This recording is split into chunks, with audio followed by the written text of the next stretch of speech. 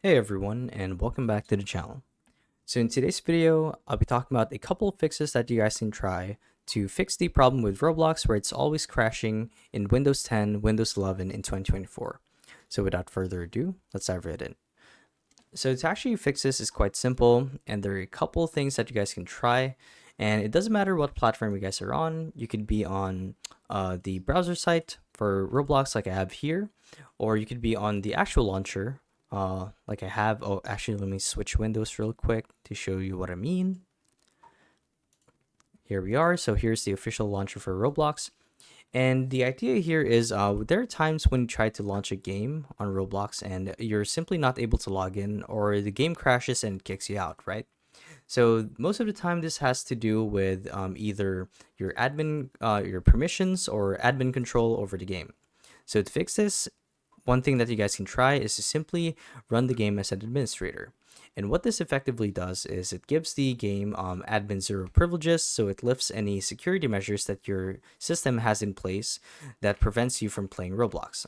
So it gives it the highest priority, meaning to say the firewall is not going to block it, your antivirus is not going to block it, you guys should be able to play it no problem. Now, another thing that you guys can try is to simply uninstall the game and reinstall it. Now, you'd be surprised by how well this actually works most of the time.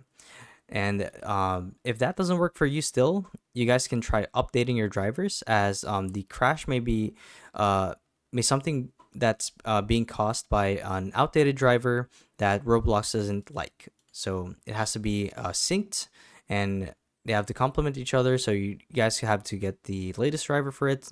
So you have a seamless gameplay experience. And the last thing that you guys can try is to simply restart your PC. Now, this has the same effect as simply reinstalling the game. It basically just refreshes the game, clears the cache files, and makes sure that you're able to run the game no problem.